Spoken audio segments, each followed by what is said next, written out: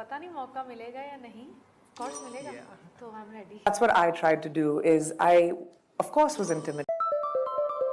Because I will reveal my projects when it comes. I'm lucky because I go from project to project.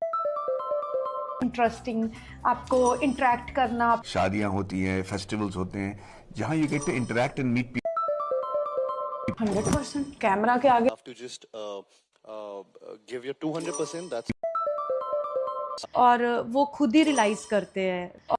Overall life में आप धीरे धीरे ये भी realise करते हो कि यार you don't have to be so hard on yourself. मैं सेटिस्फाइड हूँ ना किसी से। हाँ, तो मैं इजीली सैटिस्फाइड नहीं होती हूँ शायद इसलिए। नेवर।